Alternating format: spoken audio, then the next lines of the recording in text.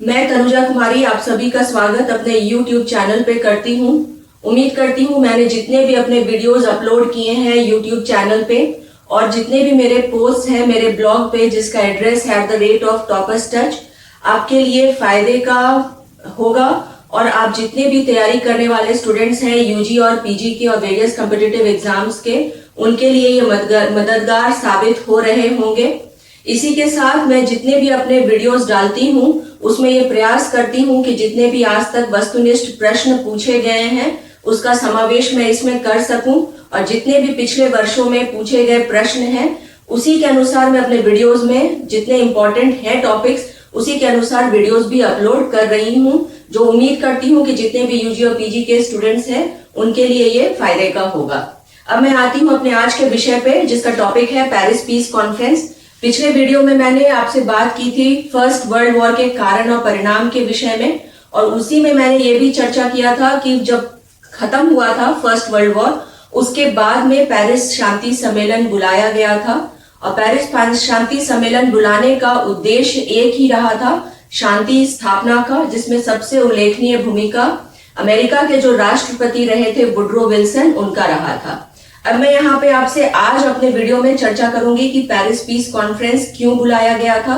किनकी इनमें बहुत अहम भूमिका रही थी इस सम्मेलन को बुलाने में, तथा कौन कौन से इसके परिषद रहे थे और किस प्रकार ये सम्मेलन को बुलाते हुए शांति स्थापना के प्रयास के साथ वुडरो विल्सन ने 14 सूत्री जो अपने कार्यक्रम थे उसको दिया था ताकि विश्व में शांति की स्थापना की जा सके। अब यहाँ पे यदि बात की जाए कि आखिर में यह सम्मेलन कब बुलाया गया था, तो इसका जो प्रथम अधिवेशन हुआ था वो 18 जनवरी 1919 को हुआ था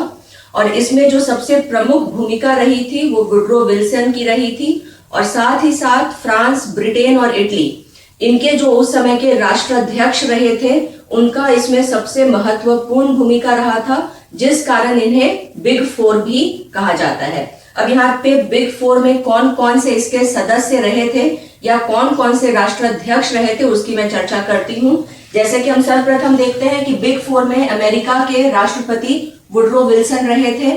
इंग्लैंड के प्रधानमंत्री लॉयड जॉर्ज, फ्रांस के क्लीमेंसू और इटली के ऑरलैंडो, इनका बहुत महत्वपूर्ण भूमिका रहा था इस पेरिस शांति सम्मेलन को बुलाने में और इसको एक तरह से कहा जा सकता है इसके सफलतापूर्वक आयोजन में, जिस कारण इन्हें बिग फोर भी कहा जाता है। अब जब हम आते हैं कि इसका उद्घाटन किसने किया था, तो फ्रांस के जो राष्ट्रपति थे पॉइनकार, उनके द्वारा जो है इसका पेरिस शांति सम्मेलन का उद्घाटन किया गया था और इसके अध्यक्ष जो रहे थे वो क्लीमेंसी रहे थे।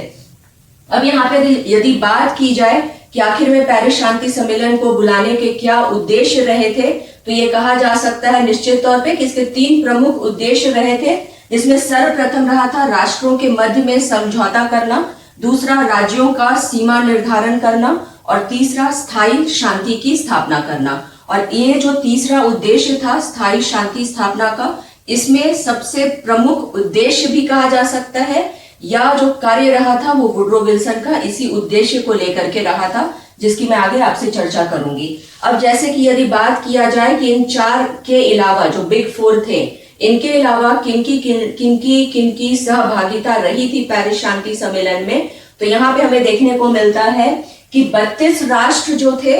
वो जो विजेता राष्ट्र के 70 प्रतिनिधि, उसके साथ ही साथ जितने प्रतिष्ठित नेता रहे थे, आर्थिक जो विशेषज्ञ रहे थे, सैनिक थे, पूंजीपति थे, जितने मजदूर नेता थे, संसद थे, इन सभी का सहभागिता रहा था पेरिस शांति सम्मेलन में। और यदि बात की जाए कि कितने प्रधानमंत्री या राष्ट्राध्यक्ष इसमें सम्मिलित हुए थे, तो हम लोगों को देखने को मिलता है कि 111 देशों के प्रधानमंत्री और 12 विदेश मंत्री इस सम्मेलन में सम्मिलित हुए थे। और इनका यहाँ पे कहा जा सकता है कि जितने भी प्रतिनिधि सम्मिलित हुए थे पेरिस शांति सम्मेलन में, उनका बहुत ही अहम रोल रहा था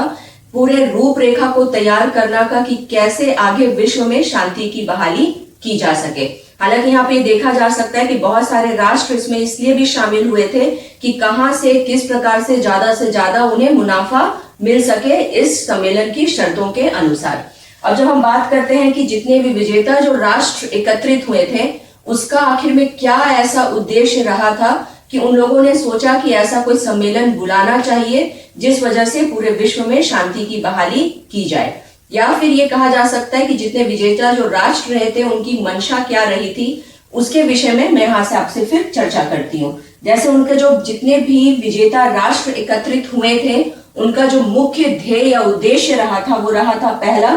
पराजित राष्ट्रों को न्याय दिलाना। दूसरा, राष्ट्रीयता के सिद्धांत पे आधारित जितनी भी सीमाएं हैं उसका निर्धारण करना। तीसरा, स्थायी शांति की स्थापना करना। चौथा, क्षतिपूर्ति विजेता जितने भी राष्ट्र हैं उन्हें मिले यह निश्चित करना। और पांचवा, जितने भी पराजित जो राष्ट्र थे उसका निशस्त्रीकरण करना। तो यहाँ पे ये जितना विजेता राष्ट्रों का जो उद्देश्य रहा था उससे ये यहाँ पे बिल्कुल समझा जा सकता है कि जितने भी विजेता राष्ट्र इसमें सम्मिलित हुए थे वो भी कहीं ना कहीं अपना इसमें जो हम कह सकते हैं मुनाफा हो या क्या उनके इसके सम्मिलित होने से क्या उनके मांगों की पूर्ति हो सकती है, इसको ध्यान में रखते हुए विजेता राष्ट्र भी इस सम्मेलन में शामिल हुए थे। अब मैं आती हूँ कि आखिर में कौन कौन से ऐसे परिषद रहे थे जिनका बहुत अहम भूमिका रहा था इस पेरिस शांति सम्मेलन के सफलतापूर्वक आयोजन में।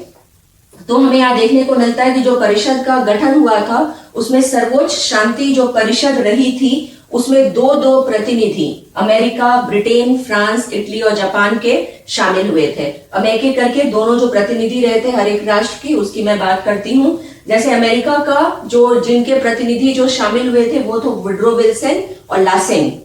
फ्रांस की यदि बात की जाए तो क्लेमेंसी और मार्शल फोंच। ब्रिटेन के लॉयड जॉर्ज और बाल्फर। इटली के ऑर्लैंडो अस्सोनिनो। जापान के किमोशी सायोंजी तथा नोवाकी मैकिनो। ये जो दो प्रतिनिधि थे, प्रत्येक 5 जो राष्ट्र रहे थे अमेरिका, ब्रिटेन, फ्रांस, इटली और जापान के, ये जो परिषद रहा था वो सबसे महत्वपूर्ण रहा था। और इनकी भूमिका लगातार हम देखते हैं कि जितने भी आयोजन हुए थे सफलता